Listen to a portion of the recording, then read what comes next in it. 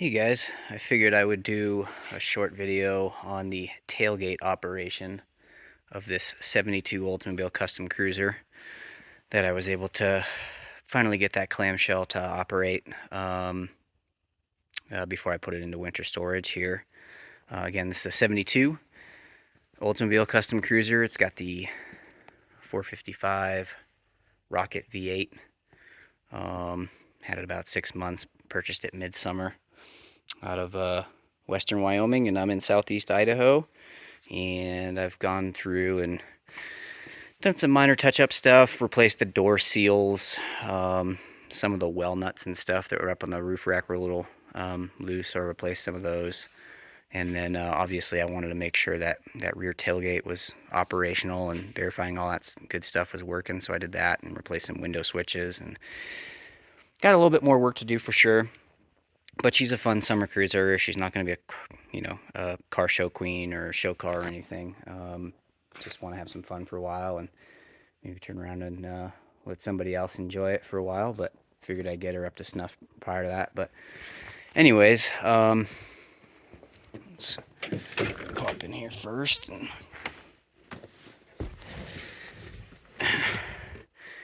there's two switches here.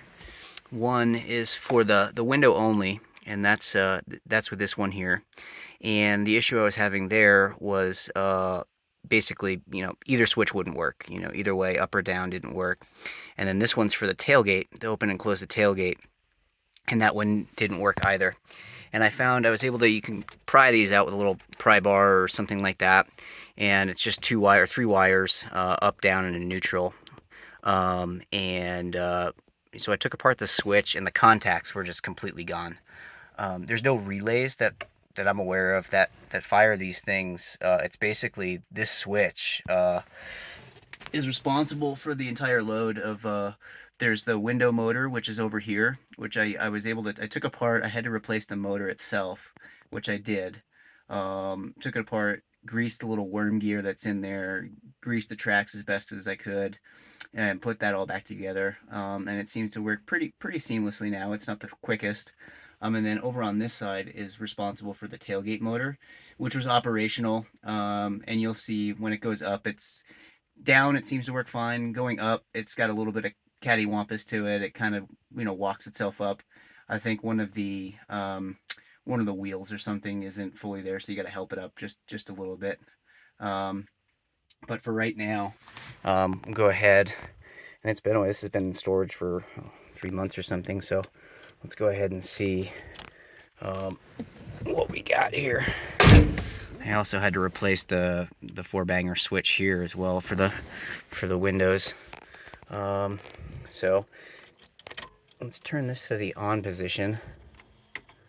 And again, so we've got here's the window. So let's see.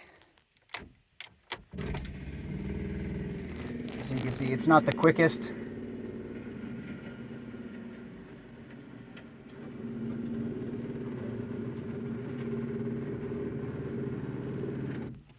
And that switch is working overtime for sure.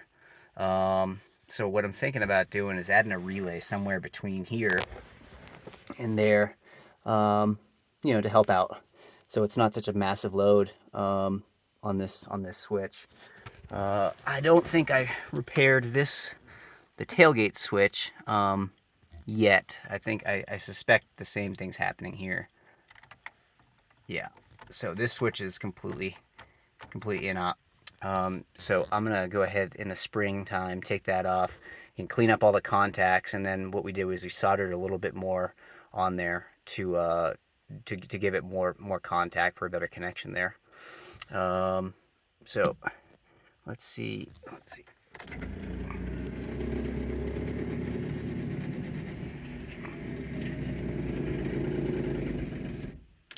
So that closes it.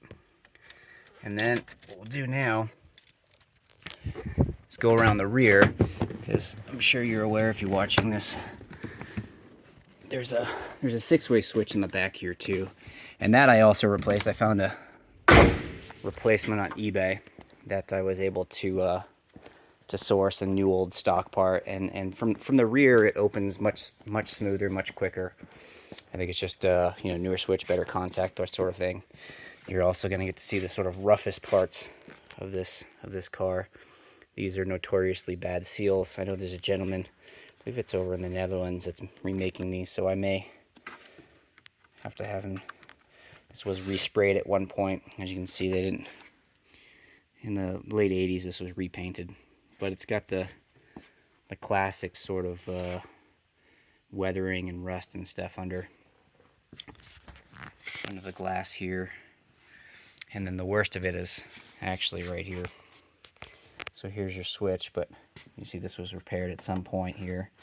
You know, some Bondo. So I'm going to go ahead and have this repaired in the spring as well. You see the little hole here.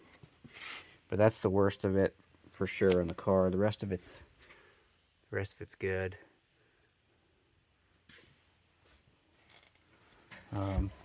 Here, so let me see.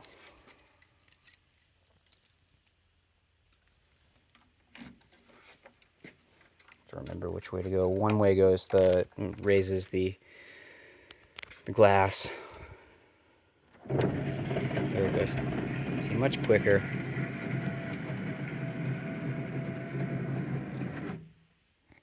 So that raises the glass here. And what I did is, so you see these tracks back here, and they were just full of grime and stuff. So I sprayed those down as best I could, and then used it's a really nice lube. It's synthetic. It's kind of pricey, but it works really well on the window tracks and stuff like this. It's super lube. I like to use it. So I got as much of that stuff in there as possible, and up into here, into the sort of the headliner region, that sort of thing. And then same with this side here. As you can see, this is obviously the weak point in these is the rubber seal itself. And this stuff has seen, you know, better days. Cleaned it up as best I could and vacuumed out all the junk and that sort of thing.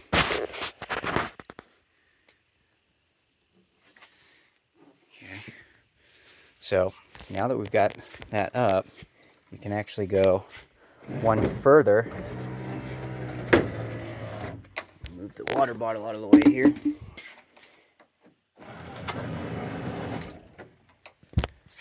And this drops down. So you can see here, that's again where some of these weaker points are, prone to weathering and that sort of stuff. And behind here is the gear, pretty stout gear. Did the same thing. Cleaned it up, bunch of super lube.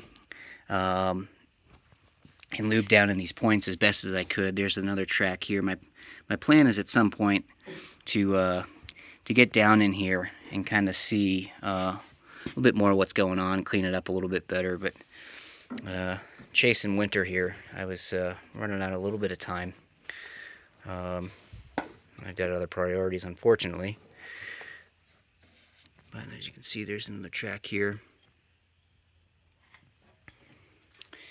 But I do have a fully operational clamshell now, at least from the rear anyway. Like I said, might add a relay or two, just to help out and take the load off there. And my plan is to take some of these pieces off and clean them and repaint. I do plan on putting a new carpet kit in the front of this vehicle, as well as redoing the front seat. And I think what I'll end up doing is getting additional carpet to take this stuff off, clean all this metal up, and then lay new carpet and clean up, you know, buff out that nice trim there. But anyways, this is the operational clamshell. And then let's see. So I'll show you kind of what's going on when we come back. Let's see if I can get a better. Let me see if I can go wide angle here. There we go. So let's go.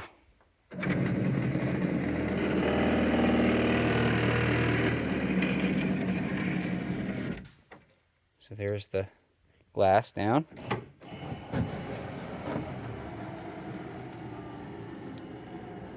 So we get a little bit of a struggle bus towards the end there. And then what I have to end up doing is pulling that up, kind of level it all out. So I assume there's a busted, you know,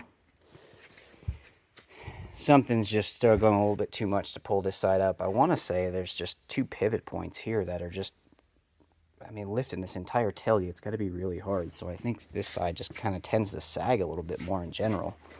But if anyone has any experience with this, let me know.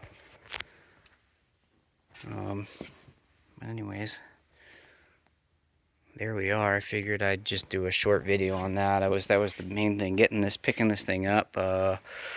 Again, it was used as sort of like this storage unit for a while. This older woman had it. They've owned it since '76.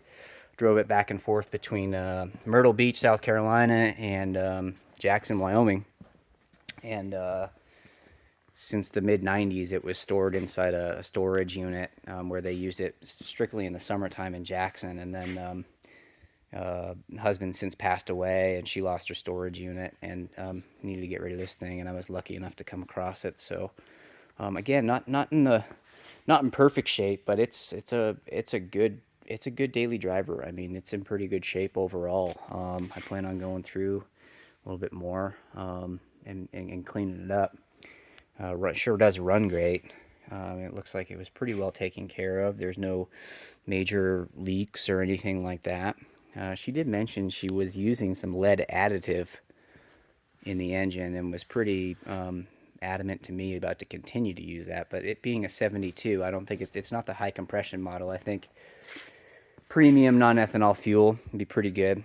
I do plan on, I did notice a light valve tick or something like that. I'm going to take off the valve cover gaskets and make sure that the valves are adjusted properly and all that good stuff. But aside from that, I did a brake booster and a master cylinder. I will go through and do a more thorough sort of like tune-up, do a proper cooling system flush and all that good stuff. But she's a pretty good ripper. She's nice. Like I said, the interior was kind of junked out a little bit, and I had to put a front cover on the bench seat here. It shows 20,000 on the odometer. It's certainly 120 at least. I replaced all these door seals because they were leaky. Back seat's not in terrible shape, but and then it does have the third row front facing seat, which is not up at this point, but yeah, she starts right up. She's good. I mean, I suppose while I'm here, maybe do a cold start. It's been a couple months. I don't think I'll really need to set the choke, but hey.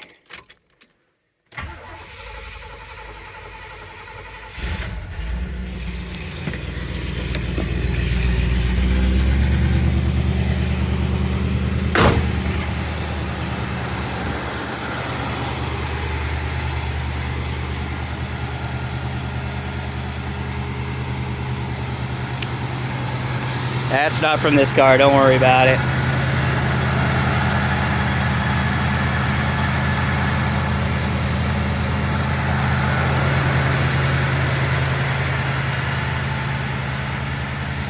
I did end up putting some new tires on it.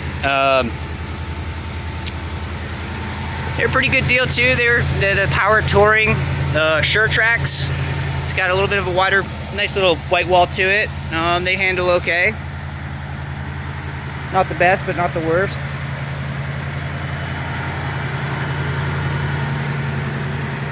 I've actually got the same tires actually I got going on my 78 Lincoln here.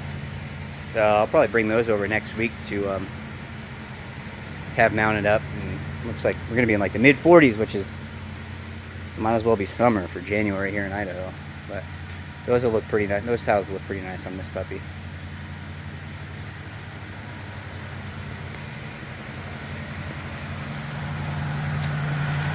These are not all my cars. Unfortunately, I wish they were, but fortunate enough to work at a restoration company, so I get to, tinker on stuff as necessary. Certainly not a pro. I get to do all the boring stuff.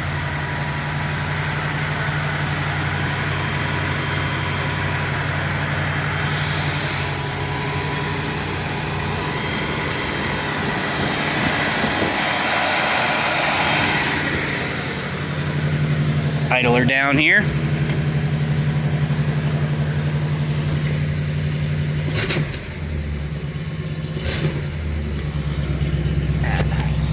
Not fully warmed up, but anyways, brake light stays on. Not sure why. I think it might be the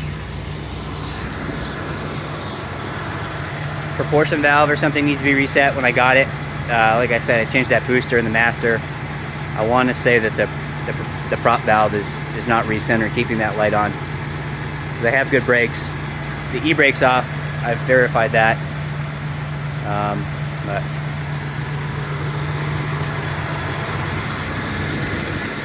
yeah.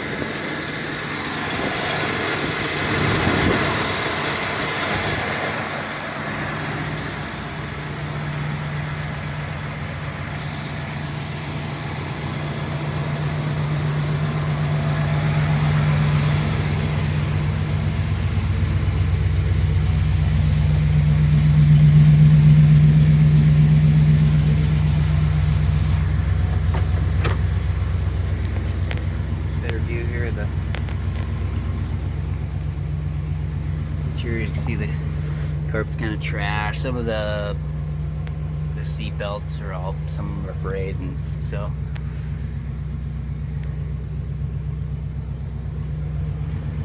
fair amount of work to do, but I'll see what I can do. Maybe pass her along. Anyways, let me know what you think. As always, thanks for watching.